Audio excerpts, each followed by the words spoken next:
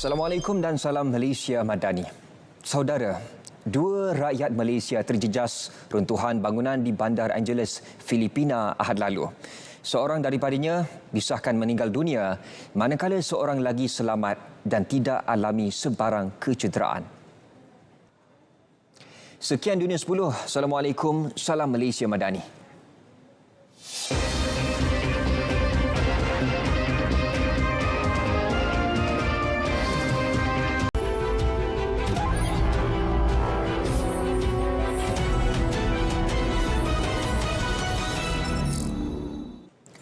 Assalamualaikum dan salam Malaysia Madani. Seorang ejen hartanah dihadapkan ke Mahkamah Session Alustar disyaki bertindak kejam menikam leher kenalan wanitanya dalam sebuah kenderaan di kepala batas pertengahan bulan ini. Sekian berita semasa. Assalamualaikum, salam Malaysia Madani.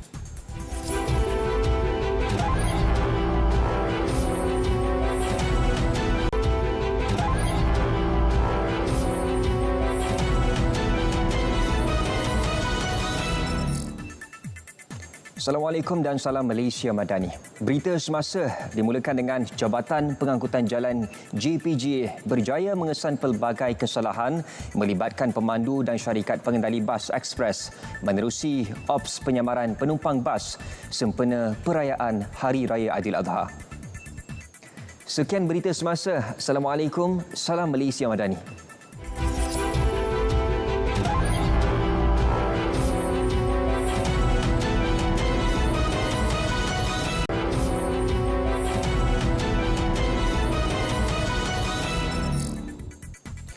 Assalamualaikum dan salam Malaysia Madani.